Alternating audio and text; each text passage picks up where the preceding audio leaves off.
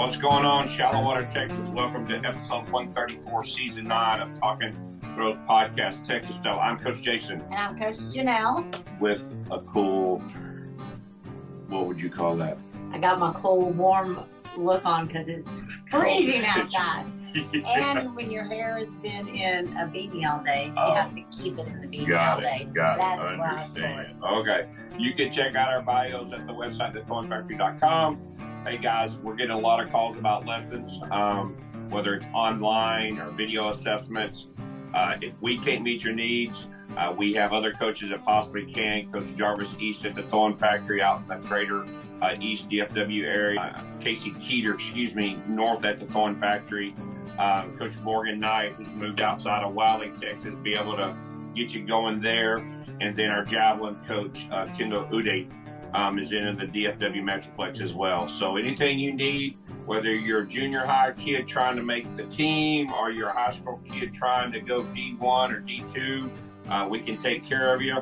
Or if you're looking to learn a hammer, or you're looking to learn weight or javelin, we can get you started for sure. Also on that website, you're going to find links to fourthrows.com, to Fiber Sports, and to our shopping apparel as well. So be sure to go purchase some shopping apparel and look good, look cool at the next track meet.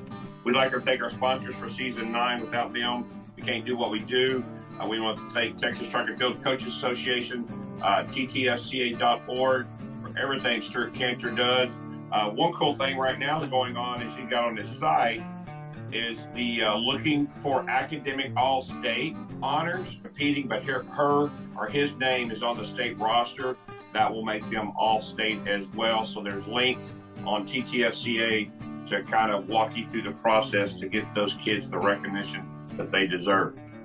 Fourthrows.com, quality implements price right. Use the code TalkingCoach10 to get that 10% off. Man, what can you say about the heels? They are everything through and through about throwing, and everything you need in the throwing aspect you can find on that website, fourthrows.com. Right now, if you go to that site, you're going to find a 4-throw super spin disc, 85% rim, on sale for $99. That's 30% off. You can find shot puts, whether it's a competition shot put or training shot puts, anywhere from $69.99 to $87.99. Maybe you're looking to pick up the hammer for the first time. They have training hammer tools. They also have competition hammer that you can possibly purchase for $150. And if you use that code, that will take care of the shipping. Also, javelins or anything you need, go to fourthrows.com and use that code TalkingCoach10 to get that 10% off. Fiber Sports Discus. Man, what can you say about Bruce Caldwell? We're seeing more and more people throw those Fiber Sports Discus and getting bigger marks. The proof is in the pudding. The research is done, and it shows you which discus is going to be able to handle certain winds, and that's at Fiber Sports Discus. You can go to fourthrows.com to purchase that discus and use that code TalkingCoach10. If you have questions, you can reach out to Bruce directly at 817-819-1472. The best timing system in the Metroplex or in the state of Texas, NTX Timing, led by Carl Hornback. I was at a meet this past weekend and saw the crew working hard. Carl's got a brand new 2-axle trailer that he's pulling to meets, and everything's closed off, and they got the computer systems in there running to get those meets results live and accurate as soon as that event's accomplished. So go to that website, ntxtiming.com, and reach out to Carl for let him to run your next meets. We want to thank Big Frogs Colleyville for doing all our printing and boarding. If you have a t-shirt idea, you need something real quick, reach out to Big Frogs of Colleyville. We want to also thank Lifting DFW. Hey guys, if you're needing to get in shape, become a better thrower, a better football player, a better mom, a better husband, whatever you need, reach out to Lifting DFW, and he will be able to get you on the right track. Also, too, remind everybody about our YouTube channel. We're starting to get a lot of subscribes to that and thumbs up. Thank you for those comments, but just continue to get those alerts, whether it's on Apple Podcast or Spotify or anywhere you get your podcast information as well. And then just, remind everybody about thethornfactory.com and all those tools that offers on there. Episode 134 guests are currently both living. We have 2 people on. currently both living in Lubbock, Texas. One is currently throwing at Texas Tech University. The other is working IT at University Medical Center. Both were in the 2024 Olympic Trials and both made finals in 3 events. So one was a 5 times All-American at Minnesota with a PR in the hammer of 68.40 and the discus of, I said that in feet, 200 feet, 1 inch, and then the weight throw, 24.14. The other one has a discus PR of 67.21. He also was an All-American in 2021 in the discus, and he was also playing football while attending Concordia St. University in Minnesota. Please welcome to episode 134, Marcus Gustaveson and Shelby Frank. Cool. So Marcus, thanks for being on. Shelby, thanks for being on. Marcus, lead us off. Kind of update our listeners on kind of what you're doing currently in Lubbock, Texas. Right now, I'm working at the hospital and training here and there when I'm healthy. So you're having some health issues? Yep, I'm still recovering from my broken foot from last year. Oh, really? How did that happen? Throwing. Oh, really? Yep, so I used to cut the corner out of the back with my left foot, and my fifth metatarsal pinky toe, that bone cracked in half. Oh. Really? Yep. Did you know immediately, or was it something that just kind of lingered? Yeah, I knew immediately. It was a loud pop, and everyone goes, "You just broke your foot."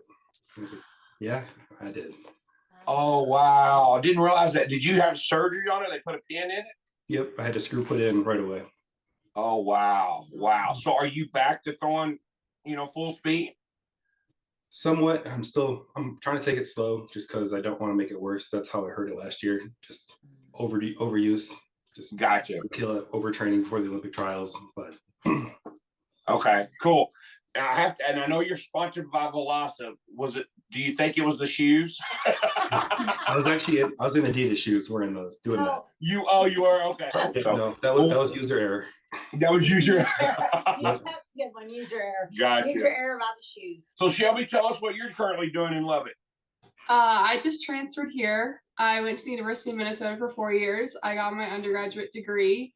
And I ended up, Oh, that's fine. Our dog is usually in here too, so no worries. I got my undergraduate degree and decided to make a graduate school transfer to Texas Tech. So now I'm here training, going to school, kind of just enjoying the warm weather and everything. But yeah, no, I love Texas so far. It's been great. Okay. So I got a question. Go ahead, sorry. So are you getting your master's? You said you got your undergrad. So what are you getting your master's in? Health and Human Sciences. Oh, wow. What are you going to do with that? I honestly don't really know yet. I've always kind of wanted to work in like healthcare administration or work with kids with autism. But it's kind of ever changing because next year, like when I go pro, I kind of want like a free summer. So I was kind of thinking, I was like, what if I just taught for a year, like was like an education major and taught for a year while I went pro and kind of just saw like how that goes and summers. Yeah, get free summers basically and train. And then once I'm done training, I kind of want to find something that's more settled down for sure. Oh, wow. So how much more do you just have the indoor season left or you have another outdoor as well? I have indoor and outdoor, yep. Really? Yeah. Now that's because of COVID, is that right? No, I redshirted my junior year outdoor. Oh, okay. So I got a free indoor, but my outdoor came from my redshirt junior year. I got you. So you got a full year. Awesome. Okay. And I just have to ask because it is current, 23:45 on Saturday. Yep. Tell us about that throw. I feel like working with Falcons has been amazing in the discus, especially. I feel like I'm learning so much. And he told me, he was like, we only have this semester to really get things done. So he's like, I don't want to change too much. I don't want to do too much. And so we came in and he was like, do the same move and weight that you've been doing like last year because you were successful with it, obviously. So I was doing a wind with a 4-turn. And then this past week, we talked about it after I had a rough meet in Albuquerque 2 weeks ago. And I was kind of just like, I felt like I wasn't feeling the ball the way I should and different things. And so this week we talked about it. He was like, go back to a cast and do a 4-turn and just see how it goes. And I had a really consistent series and a really good throw. And I felt like I was really like, I actually moved the ball for once, which I needed to be doing. So it was good. Oh, wow. Wow. Was it a home meet? Was it your meet in Yeah, Lubbock? it's Jarvis. Oh, Yeah, awesome. yeah. So what was your first impression of Coach Phelps? Because he's a legend thrower in Texas. You know what I'm saying? You know, he's changed the way the game's played, so to speak. What's your impression of him? I definitely didn't. I heard some things obviously before I like came on my visit and different things, but on my visit, I feel like he really surprised me. Like people kind of make him out to be like he's a little bit different, like he's an older guy and different things, but I really admire him in the way that he thinks about things, and he's just so smart. Like he has made this his life work and really put all of himself into the work, and that shows. I think like just having a conversation with him, he's very smart, keeps himself. He reads like 2 articles a day on just various topics of different things. He's just a very smart guy, and so I've really grown to love him. He's a funny guy, and he just makes a lot of dad jokes, but I appreciate the lightheartedness for sure. So do you drink black coffee? Yeah, I do, and he does too. He loves it. At all times, right? Oh yeah, it's like permanent. It's a permanent fixture. Yeah. So Marcus, how are you juggling? You know, your training periodically while working full time at the hospital. Getting healthy. That's the most important thing right now. Okay. It's the biggest part of training right now is just being healthy and being available to throw. So whether that's rehabbing my foot, icing it, heating it, doing some ankle mobility, anything I can do, just so I can throw this year.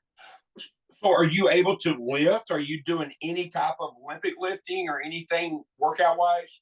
Nope, no Olympic lifts, which is weird because that's typically all I do. No squatting, nothing with the lower body, little upper body here and there, and really just trying to get my foot back to somewhat normal. Okay. And you also said you're coaching at Lubbock Christian, right? Helping with the discus. I show up here and there, yeah. I was curious, yeah. So you said you followed your college coach, Coach Baker, down. Yep. So how long has she been there, and kind of what's that relationship been like, you know, since you're post collegiately? Yeah, I think she got there in 2022 or 3. I can't remember, but working with her has been really good just because we are so close. We've had those 3 years in college. She got there late. She was a new hire. And then basically we become best friends. So beyond the coaching, I can talk to her about anything going on because, you know, sometimes your head's not all the way there when you're throwing or you're getting frustrated. So just being able to talk to her on a personal level and really get to understand what she's telling me as a coach has been night and day. Okay. So this is kind of our Valentine's show as well. I wanted to kind of do a little game of Q&A of like, you know, who's the better cook, you know, some of that stuff relationship wise, and then we'll answer the same way. So question to both of you. And then we'll get back to throwing. And we'll get back into throwing just for giggles. Who's the more competitive person? Oh, we both said ourselves. Oh, okay. So if we played Monopoly, who would be the poor loser? I think it'd be me. Actually, I feel like it'd be me. We're both overly competitive. It's okay. Who's the better cook? It depends on what's being cooked. Yeah. I usually cook anything meat related. Okay. He does like the steaks, the chicken, all that stuff, and then like, everything else. Yeah, everything else is mine. Everything else. All right. So Shelby, what's your specialty? Are you like desserts and stuff, or you know, casseroles? Kind of a variety of different stuff. Like I do breakfast every morning, small little lunches, and then like accessories for dinner. But I feel like when I'm stressed, I bake. So like they'll randomly just be like 3 pans of brownies on the counter. Oh wow! So there yeah. you go. Well, I might have to take you up on that. So who? Because you know, chalk is a necessity for a thrower. Who uses more chalk? For sure, me. Yeah. I didn't even start using chalk till last year when he told me to. Oh. I use a little too much chalk. Okay, so how much? Like, talk us about like what's your usage of chalk? In the summer, usually I dip my whole hand in a bag of chalk, and you'll see chalk all up to my wrist, and then all the shorts. All over you. Yep. So who's the one to say I'm sorry first in a fight? Me. Me? Yep. Yeah. So who would be the first to say that in ours? It would be me. He has yet to ever say I'm sorry. He didn't ask that question. So who thinks about throwing more on an everyday basis? Ooh, that's tough because we don't really talk about throwing very often. Yeah, we don't really talk about it that often. I would say you used to. It used to be my whole life. Yeah, but now it's probably more so me. It kind of it like ebb and flow. Yeah. Ebb and flow. Okay. Uh-huh. So if y'all are going out to dinner, is it who picks? Usually me. Yeah, but I'm just indecisive, so I don't really care where we go. I'm with you on that, Shelby. Just whatever. So Doesn't matter. is one of you the neat freak? Cleans all the time. Or more so you. Yeah, more so me. It's not like a neat freak, but I just feel like I feel the need to keep it Yes. sort of clean. Gotcha. I feel Okay. ya. I I agree. Okay, so if you are going out to dinner, who's more likely to drive? Oh yeah, that's me. I love driving though, so. He says I'm a terrible driver, so. Luckily, Lubbock isn't that crowded. It's not too bad. Traffic isn't horrible. Nope. What's one thing you've learned from each other as being high-level throwers? I would say to take it, like have more fun with it. It's not as serious as I was making it when we first met. And like he had a very relaxed mindset. And so I kind of learned, and I think it actually helped me be more successful because I put less pressure on myself to do well. Oh, wow. Wow. Did that happen before the trials last year? Yeah, for sure. Really? Awesome. Okay. That's a good answer. That is a really good answer. So who's more apt to talk to their mother every day? Or Yep. Marcus is a mama's boy, Shelby. Yeah. But she's amazing. Shout out Kathy. She's great. Who's more willing to hold a grudge? Marcus is. He wins. He's like, he didn't even take class. I'm not proud of it, but I do. Gotcha. Okay. The next question: who was the first one to ask the other one out? How was it? It was me. It was you. It took some time. Story there. Yeah. So tell us the story how y'all met. You want to tell the story? Do you want to tell the story? Understanding. We were at Ironwood in Idaho. One of their meets in the summer. And we were both there, and quite literally, like from the moment I think we saw each other, like we knew each other, like we had heard of each other before. Yeah. And so I think we knew of each other, and then I was staying with some people who knew him, and I was like, Garage Tent Girls. Yeah, the Garage Tent Girls. And I was like, what do you guys know about Marcus? Like the first day I saw him, I asked them that question because like I saw him there and whatever, and we were like kind of looking at each other off and on and different things, and so kind of throughout that weekend we got to know each other, and then went into long distance after that. But like literally from the moment we met, like those girls had to help me ask her out, basically. Yeah, they did. To help you. They went up to him, and we all had plans to go out to go get dinner and different things. And he was like, okay, let me get one of your guys' numbers. And then one of the girls, she goes, oh, you can get Shelby's number. Like just blatantly said it. And then I feel like he kind of knew after that. I thought it was all friendly at first. Yeah. So you had wingman. So what did y'all do on your first date then? Gosh, just hung out with the other throwers. Yeah, basically. It was a big thrower party. It was a big thrower party. Yep. All right, no, I think we went like scootering, like on those electric scooters. That was one of the first things we did. Because I was still in Minneapolis pretty often. I had a buddy's wedding from college that weekend. So. Oh wow! So total, how long have y'all been dating then? Year and a half. Mm-hmm. Good answer. I didn't know if you know that. You didn't, Shelby. Did you say you didn't know that? No, I didn't know if he was gonna know that. I know. He knew. Good job. Gotcha. So, and did Shelby, he take care of you for Valentine's Day? He got you the flowers and the candy and all that stuff? Okay. Absolutely. And a big bear. Yeah, there you go. So who's the better gift giver? I think you are. I feel like his are very like thoughtful, or like things that I said months before and he just remembers somehow.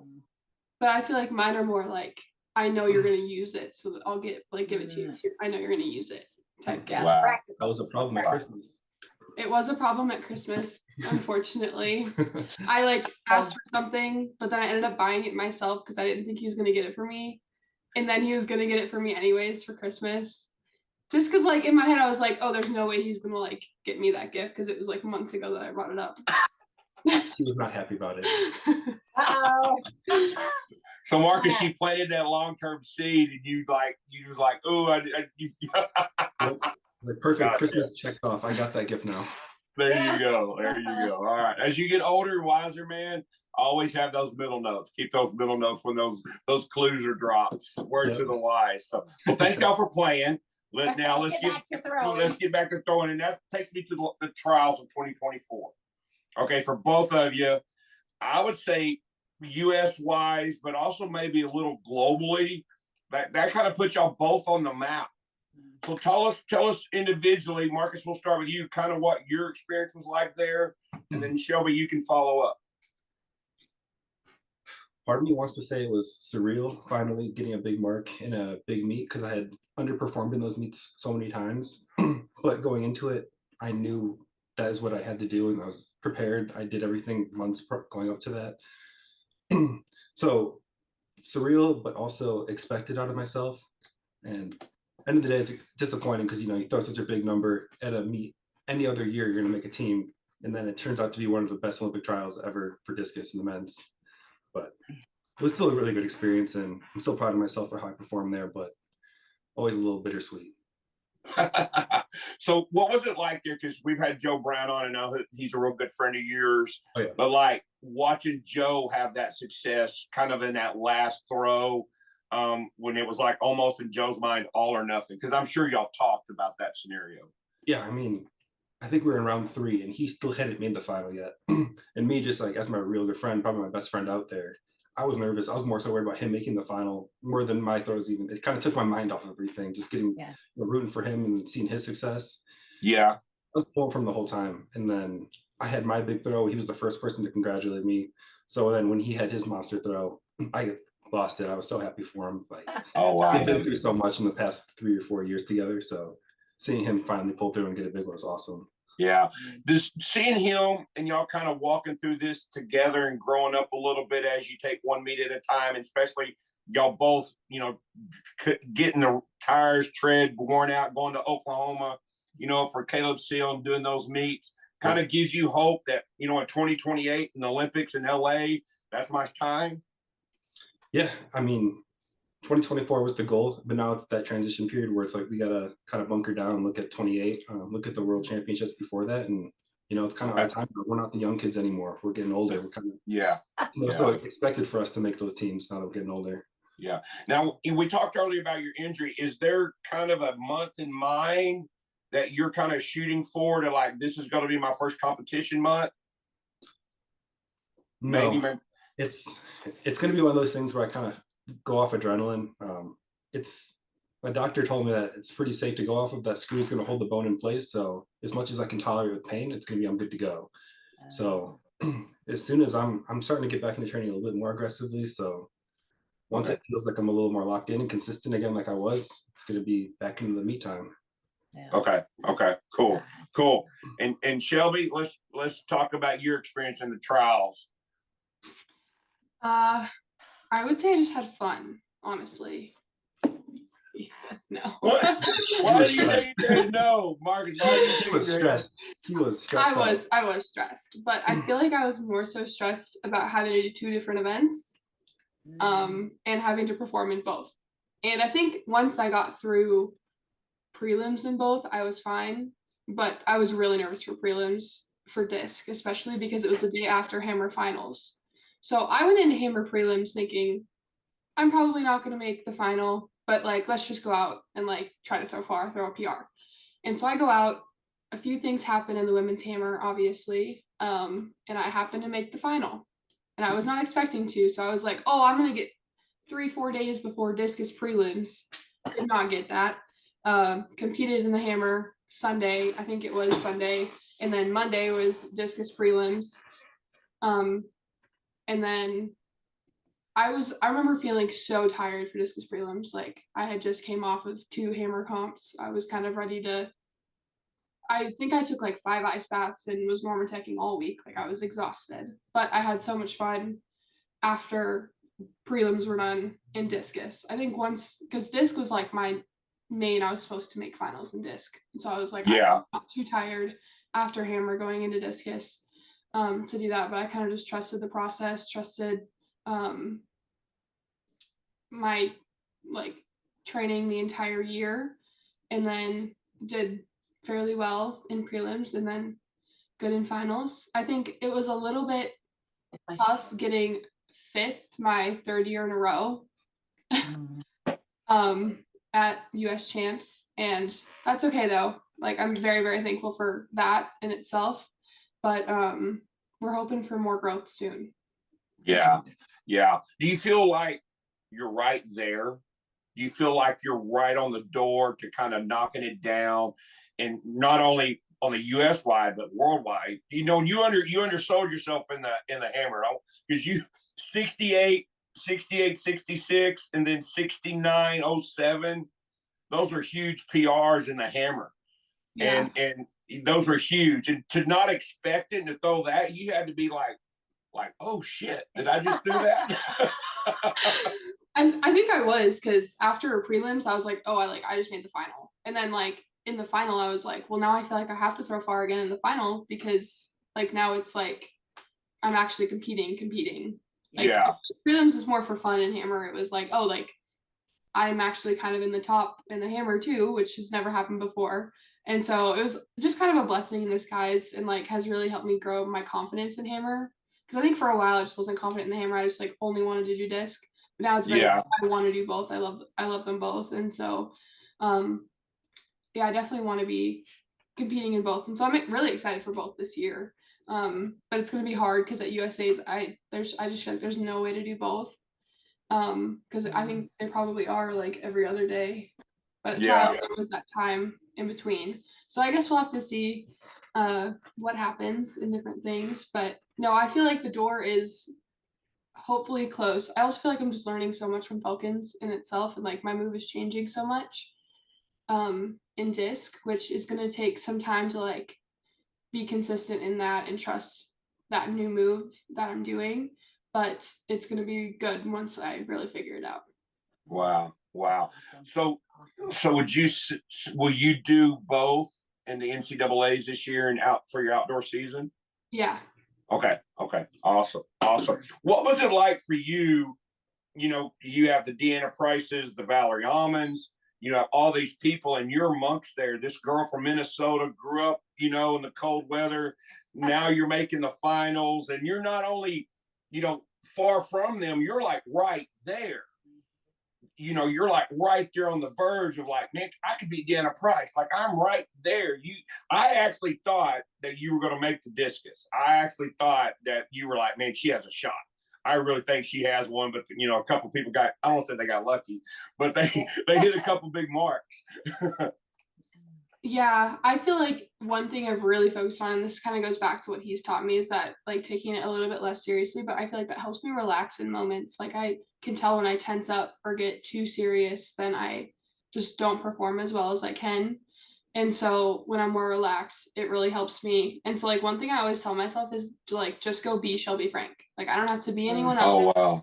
I just have to like be myself and do what I can do on that day and bring my best foot forward, I guess. And so yes, I admire, and like it's sometimes like I think I really used to be like, oh my gosh, like I'm throwing with all the best in the world, but now it's like I've had a few years underneath my belt, and so I feel like that's helped me kind of realize like just go be yourself and do what you can do, and then be happy with that result at the end of the day. Oh, wow. So did both of you watch I'm sure y'all watched the Olympics in Paris and kind of watched the US, and did both of you kind of have perspective of like, man, I'm just right there. I'm just right there, quote unquote. I keep repeating it, but knocking on the door. Marcus, what about you? Because I know you watched the discus. Yep, we were in Colorado together actually, Mhm. and we were just like, dang, could have been us. Mhm. Yeah. I'm in good shape right now. I know I could pop something off. Yeah.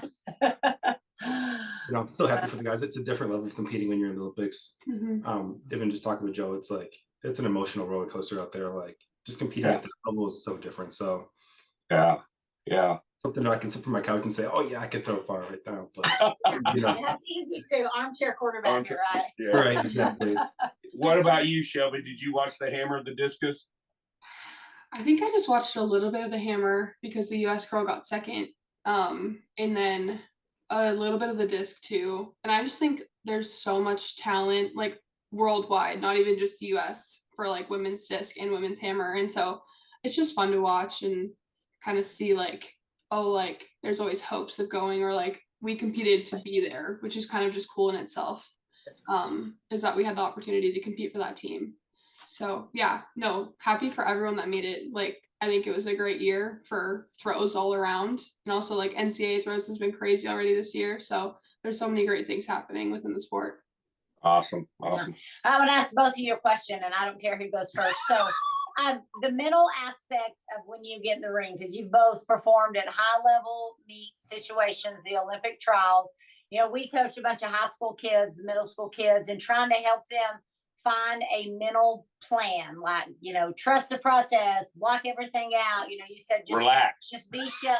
And that's so hard for them to understand that. And they'll, you know, they're all over the place, running around like chaos at a high school meet. Like it's, and trying to get them to narrow down those mental steps. So do y'all mind sharing what you guys would do in a meet to mentally prepare yourself? Well, either in between throws or your warm up or whatever that looks like. Rock, paper, scissors, shoot. Let's go. So I think a big part of that comes from just internal confidence in yourself, to where you can turn your brain off and allow yourself just to, you know, do what you've been doing for X amount of years, X amount of throws. Focus on one or two cues. Just really make it simple for yourself. You're not going into a meet going to change a bunch of things. You're just going to go in there, relax, and just do what you've been doing. Don't make it as big or as small as it needs to be.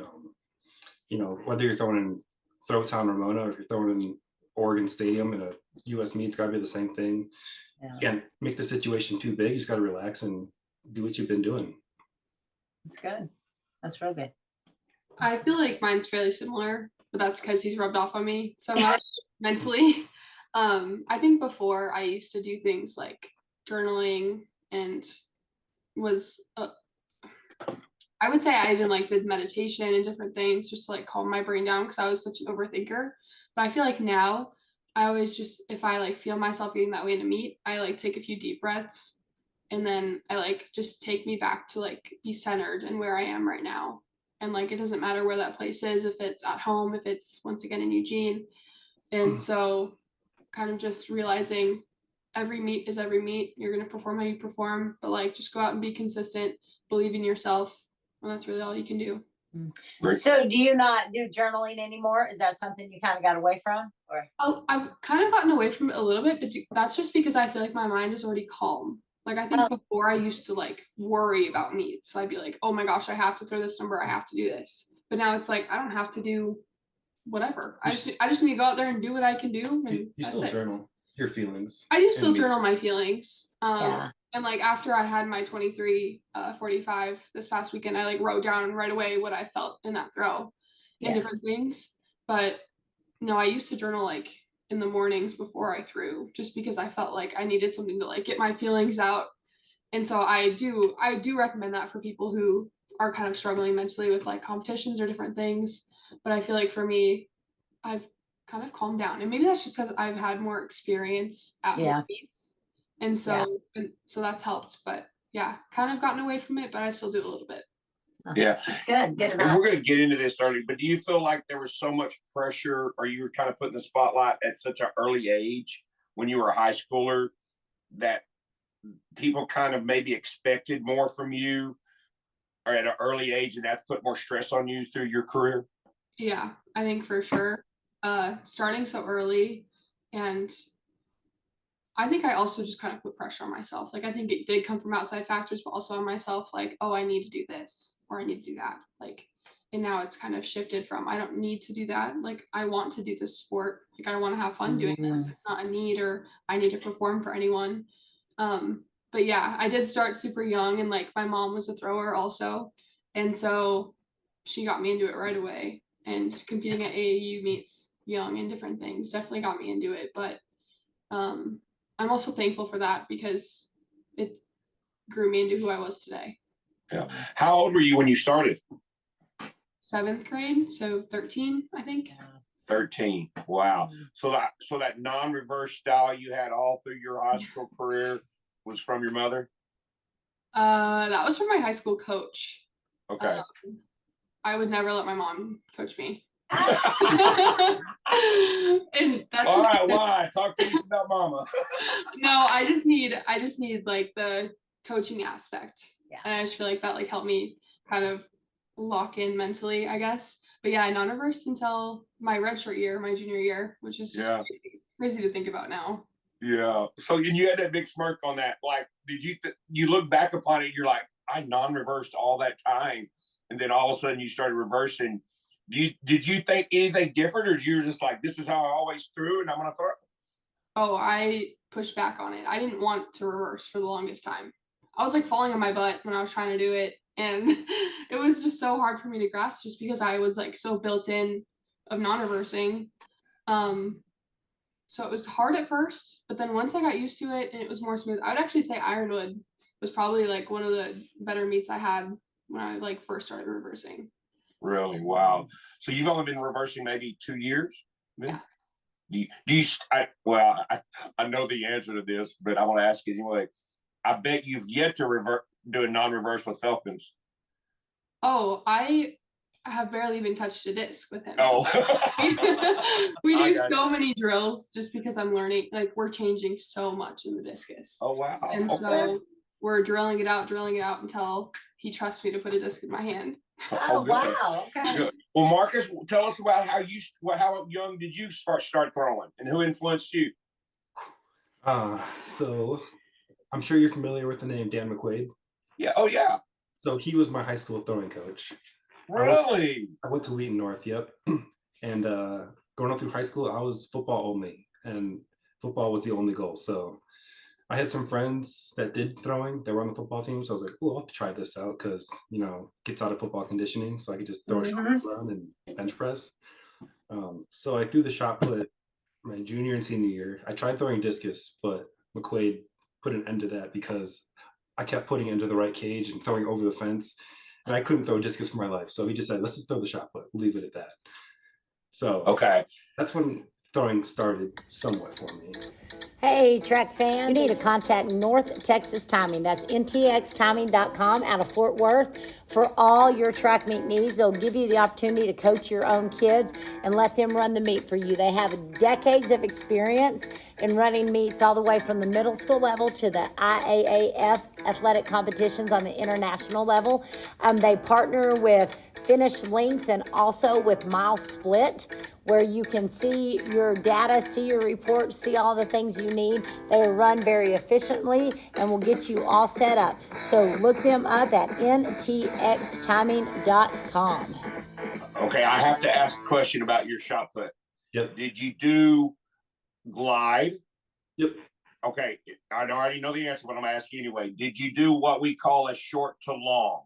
An Eastern European where you bring your feet together in double support. Yes. Yep. And then it's right, left. Yep. Yes. Yeah. I teach the same thing. So I'm very familiar with that. Really? How far did you throw with that glide? I think McQuaid got me to like 53 or 54 with showing up to practice maybe once a week and not putting much effort in. So I kick myself every day. And McQuaid, I'm sure he hates me for being so lazy and only wanting to care about football, but he was such a good coach and he had so many good throwers on that team. So he was such a good coach and kind of introduced me to throwing at entry level. Yeah. Wow. So did you have aspirations of like going to collegiate D1 and maybe playing, because you're 6'5", dude? Yeah. You're defensive end? I was a wide receiver. Oh, really? I was skinnier back in the day. Weren't we all? Now you've been eating our brownies. Yep. I didn't hit 200 pounds until beginning of my senior year. Oh, wow. Mhm. Wow. Oh, wow. Okay. Interesting. So you got a No, question? I didn't. So let's talk about your recruiting. You graduate, you've thrown 52, 53 feet. Did you have some offers for football? Did you kind of talk us to where you wound up going to school in Concordia? Yep. So McQuaid asked me if I had any aspirations to throw in college, and I said absolutely not. I'm doing football. And I was talking to the small FCS D1 schools to play football, and then Concordia came along, and they were able to offer more money than the D1 schools. And in my mind, it only mattered about money at that point. So Yeah. I didn't know much about D1, D2, D3. I was okay. They give me the most money, so I'm gonna go play D2 at Concordia. And I get there, and we're playing football, and then I meet one of my teammates, who's one of my good friends now, Hannah, and she has the same last name as me. And she begged me to come out for the throwing team for probably 6 months until I finally did.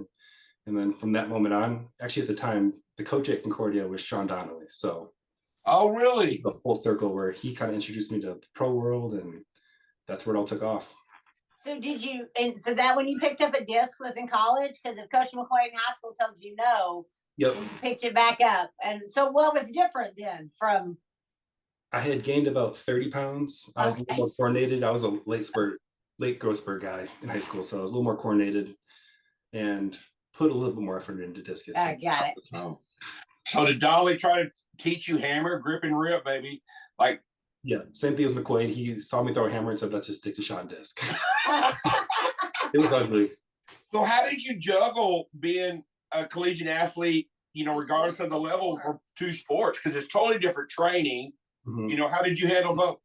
So freshman, sophomore year, I cared a lot about football. I was pretty good, I would say, until I hit some injuries. But freshman and sophomore year, I didn't really care much for throwing. It's kind of the same thing as high school, where I'd show up twice a week, maybe put a little bit of effort in and just compete mid-level with those D2 guys. And then junior year, football injuries started to kick in a little bit. Started to care a little bit more about throwing. And then I had the COVID year where I was done with football and I could really go full go with throwing. And that's when I had Coach Lena Baker.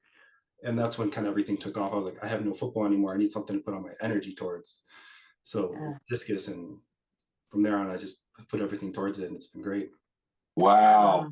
I didn't realize you were that raw to throwing the discus. Yep, really raw. Especially because then the year after that, I went to the training center, and I think Coach DeGata was a little disappointed I didn't have as many reps under my belt, and I was as raw as I was. So, yeah. Can you don't mind me asking, how old are you currently this year? 27. 27. Oh, wow. Okay. So you still got the better years in front of you. Doesn't feel like it. You will, man. You will. So, Shelby, let's talk about you and kind of, I knew you were at Minnesota, excuse me. Yeah, Minnesota. Under my guy, Coach Miller. Kind of walk us to your experience of like how you wound up going to Minnesota, because your high school career was pretty legendary. I would say Peter was probably one of the first people to reach out ever, like not to me, but like, because legally you can't reach out to me, but like we found his business card very early, like 8th grade. So yeah, like one of the first people ever. And so I think that right away I knew I wanted to be within driving distance of home. And I knew that he had a ton of success, like just kind of all around the board, hammer, weight, had a really good girl on the disc a few years ago. And so I feel like just meeting with him and having him recruit me was a really fantastic process in high school. And so I committed really early, like in July it might have been July of my my senior year. It was really early, but I kind of I went to Minnesota. I knew that's kind of where I wanted to go. They had a lot of goals with winning Big Tens as a team and different things that I wanted to be a part of. So I jumped fully into that. I didn't really talk to many other coaches. Well, I did talk to other coaches, but I didn't really go on many other visits in high school. I just kind of knew that's where I wanted to be, and it was a great place to be for 4 years for sure. Yeah. Now tell us your high school PR in discus. 169. Non-reverse. And I didn't have a senior year, so that was my junior year. So I don't actually know what I would have thrown. Yeah, because she came out the same year as Crystal Lee. Oh. And then and then she's same class as Jada and stuff like that as well. Okay. Yeah. So why do you hate shot put? I just don't have this. Like this is like a really weird concept to me. I just can't do it. Like the last time I threw a shot put was my PR, but I reversed and then fell on my butt. There's a video of it. I fell, but I saved the throw and it was 45 feet, and that was my sophomore year. I did it for fun, just at Minnesota for one meet. And I just don't understand the whole push the ball. Like I just can't do it, honestly. So on that 45 feet, did you do a rotational movement? Yeah, I've Okay. never done a glide. Like even in high school, I always just spun just because I started with this, because I thought it would be easier to just kind of continue with that. So yeah. In high school, did you play any other sports? I played basketball. I actually started playing basketball before I started track, because my dad played basketball and I loved it so much. It was so much fun, but kind of had to maintain the priority of track right away. Gotcha. Do you feel like your knowledge of throwing is maybe a little bit more advanced than Marcus, just because you were kind of thrown into the light a little bit earlier with your youth? I would honestly say that he knows more than I do about throwing. Okay. That's because I've been forced to be on my own for longer with no coach. I think like since I've had really good coaching, I haven't quite like learned it on my own for as long as he has. Like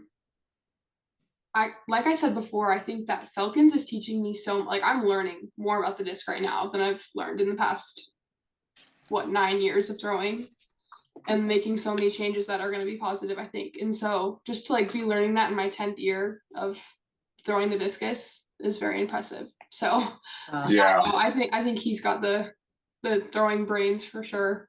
Oh, so Marcus, do you do any non-reverse throwing? I do. Yeah, I have a habit of pulling off, so I definitely have to do some non-reverses to calm myself down. Really? Do you feel like you just because you've been on your own for so long, you're really in tune with feel? Yes, feel is the number one thing for me. Yeah. And Shelby, would you feel that you might be more of a non-feel, but more of an instructional thrower, where somebody told you to do this and put you in this position? I think I am for the disc, but I think in the hammer, I used to be more coached, like when I first started throwing the hammer because it was so new. But now with the hammer, I can very much feel hammer and weight. I can feel a lot of things. I'm definitely learning more on the disc for sure. Yeah. So the feel is better than it used to be. Yeah. How do you differentiate weight from hammer? Because you said you used to do a wind and now you're casting. You know, because some people, like as high school kids that we coach, well, you know, it's a weight. Well, just do it like hammer. No. You know, how do you kind of, look at them separately? It's a hard question. Obviously the hammer is a lot longer. I think the weight is faster, and I think that almost helps me because my move is so slow. Like I've heard people say that I'm the slowest hammer thrower that they've ever seen. But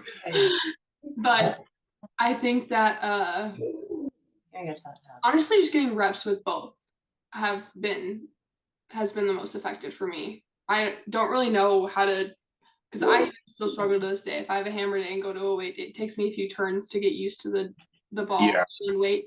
But I would say the biggest thing in the weight right now is like being able to feel the end of the ball and moving the ball.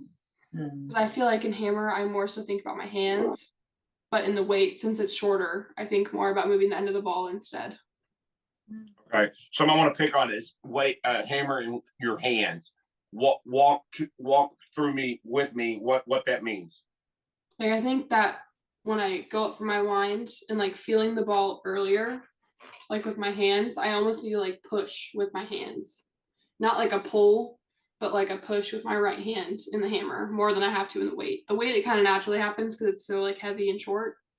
But in the hammer, since the wire is longer, I have to like really push with this right hand out of the back. Oh, okay.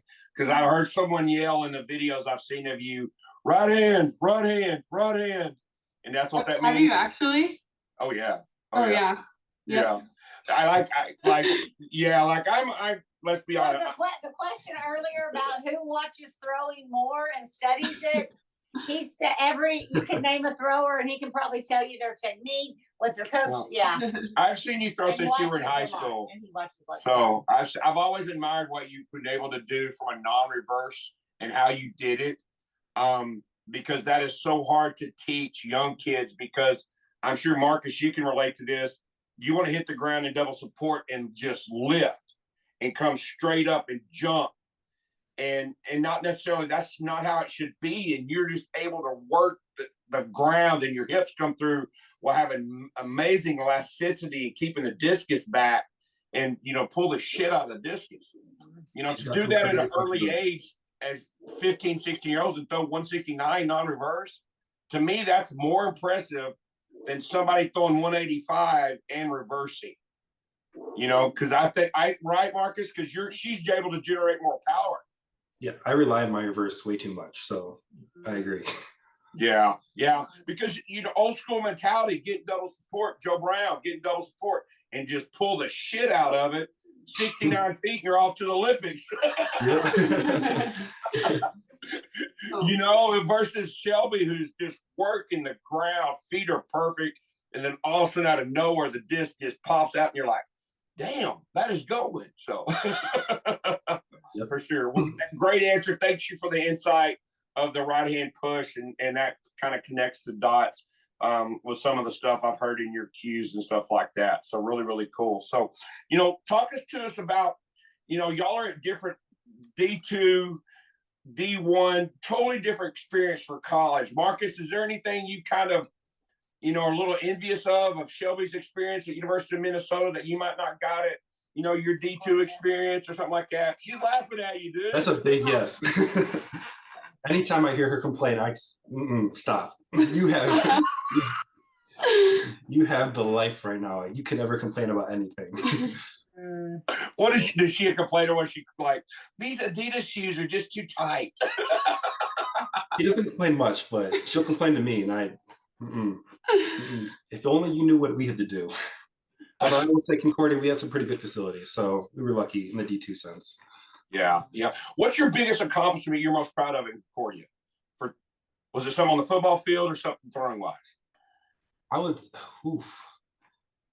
It's a mixture of just being able to graduate college with a degree, because I was not a good student in high school, and making the Olympic trials in college.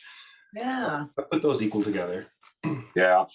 When did you first realize that you were going to had a chance to go Olympics and making the trials? Because you've been to two Olympic trials. 2 Olympic trials. The COVID year, my PR was 51 meters. And my goal with a 51-meter PR was to make the trials, which sounds insane, but I just knew once I put my mind to it that I could get it done.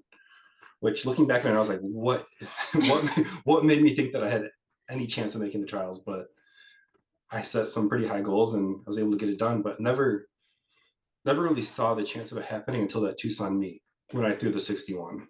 Yeah. Do you feel like you were going to pop up that big mark when you went into that Tucson meet? I've been waiting for it all year. I've been throwing it in practice, but I couldn't throw it in the meet. So I had some nice weather. I was used to throwing in Minnesota meets. We didn't travel very much. So it was my first real good weather meet. And I was like, I got to take advantage of this.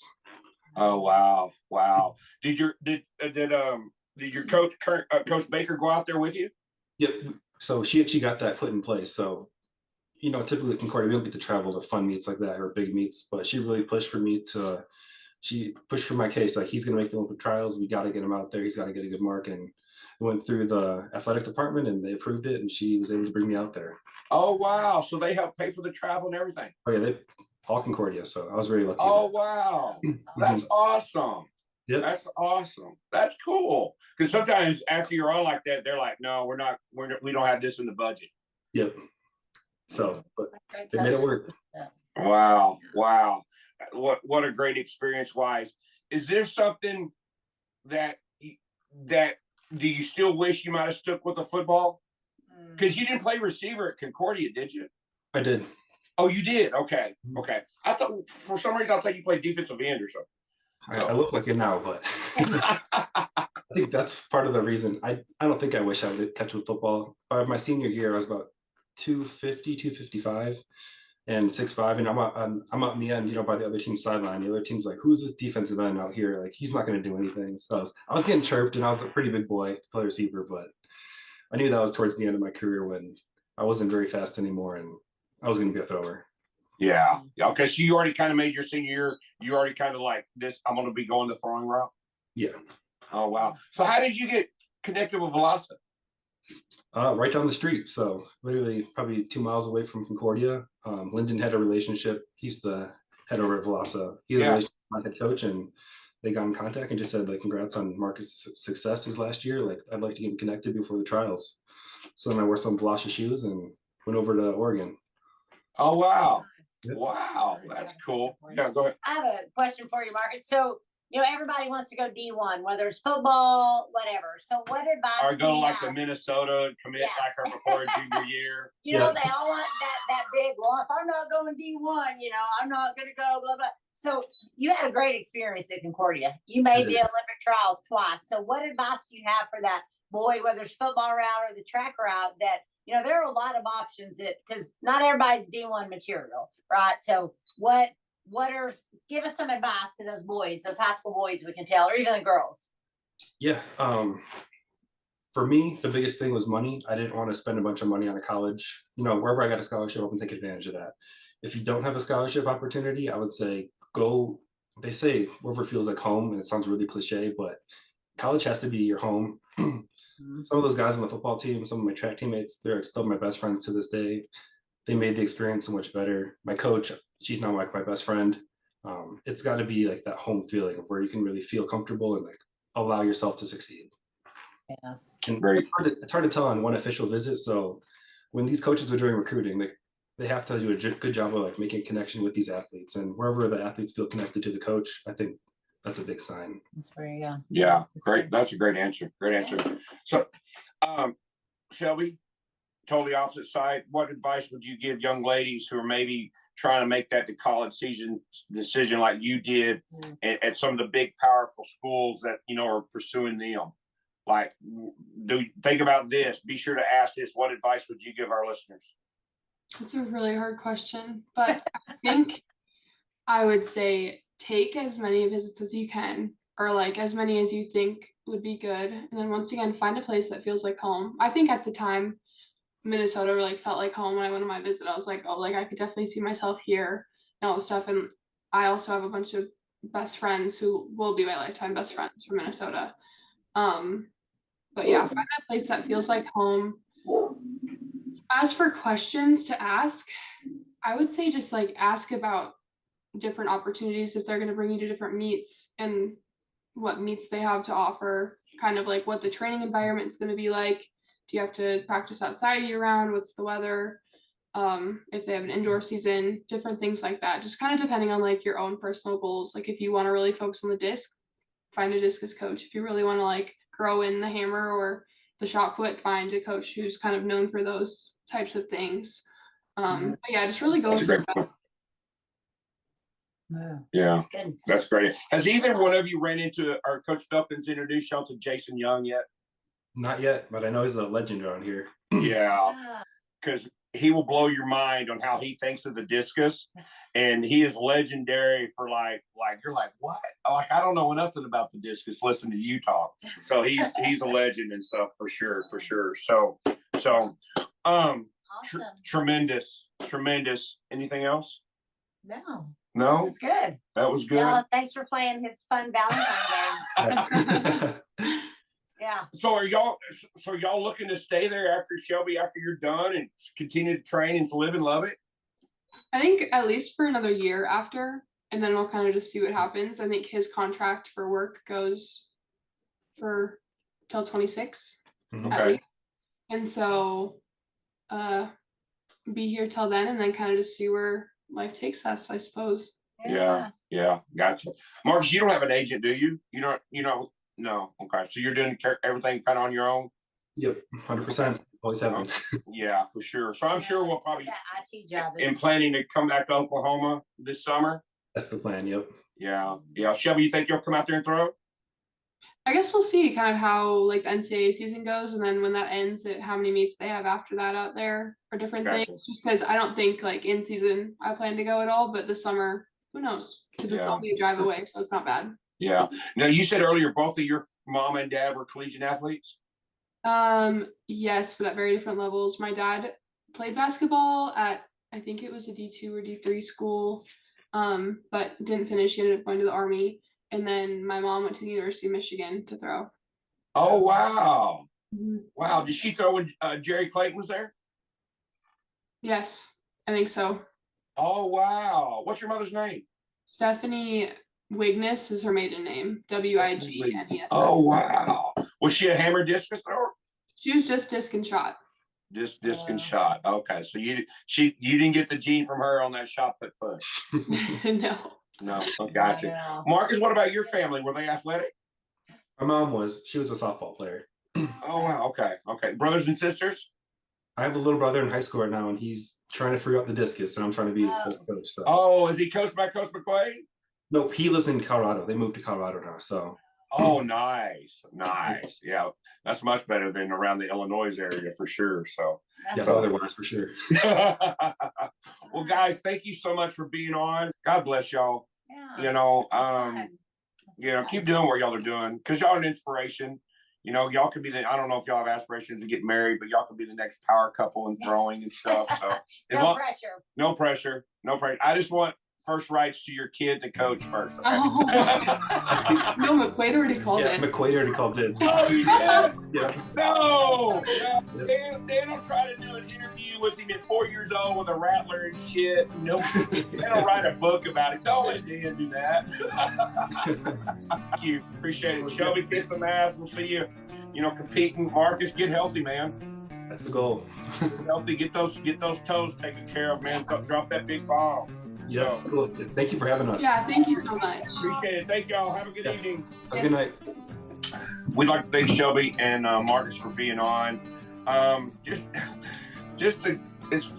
warms my heart a little bit to see them kind of just, compatible with each other. And a lot of times you kind of don't want to bring your work home, but when you're coming home to a Thor, it kind of makes life more relatable, I guess.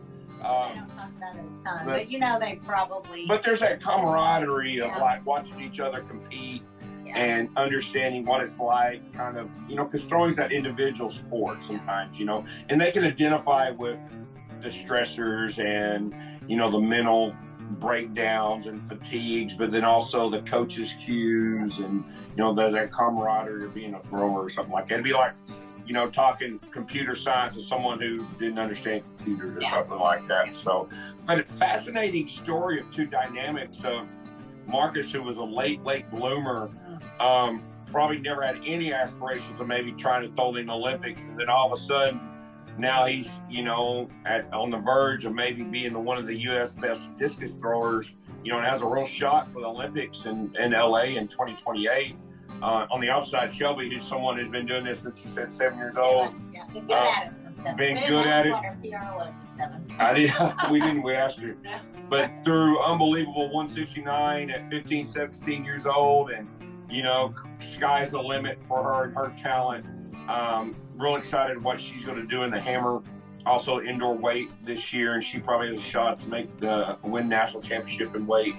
And I'm sure she will. And just excited to see what Coach Felkins is going to do with her in the discus as well, and his experience and his knowledge to see what she does in the discus is going to be pretty exciting. Well, I like what they both had to say about their mental preparation, because that's just such a huge piece. Marcus, like internal confidence, trust that you know what you're doing.